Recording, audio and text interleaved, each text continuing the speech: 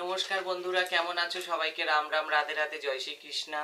হ্যাঁ, ইস্ট পূজা চ্যানেলটা 01 সবাই দেখবে, সবাই কমেন্ট করবে, শেয়ার করবে, সাবস্ক্রাইব করবে। আজকের একটু ভাবলাম কি পিঠে বানাই, কেন এখন ঠান্ডার সময় চলছে। হুম সব সময় তো গরমের সময় এগুলো খাওয়া যায় না। হ্যাঁ, শীতকালে একটু বানিয়ে তোমরাও ট্রাই করবে। আর আমার মারা তো শিখিয়ে গেছিলো এইভাবে নারকেল কুড়তে হয়। এখন জানি না বন্ধুরা তোমরা কেমন করে নারকেল করো। হ্যাঁ, এই যে দেখো, এই যে কত সুন্দরভাবে এই যে কুড়ে এই নারকেলটা কোড়া হচ্ছে। এই যে পুরো ফ্রেশ নারকেলটা কোড়া হচ্ছে। আমার পুষি এসে গেছে, দেখেছো? ডিস্টার্ব করছে আমার কাজের সময়। পুষি, যাও ওদিকে, যাও ওদিকে, যাও, আমাকে এখন কাজ করতে দাও।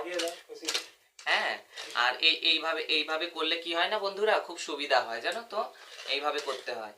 এইভাবে করলে তোমরাও খুব মানে ইজি হবে, খুব তাড়াতাড়ি হয়। এই যে আমি দেখো একটা পুড়ে ফেলেছি, খুব তাড়াতাড়ি হয়ে গেছে।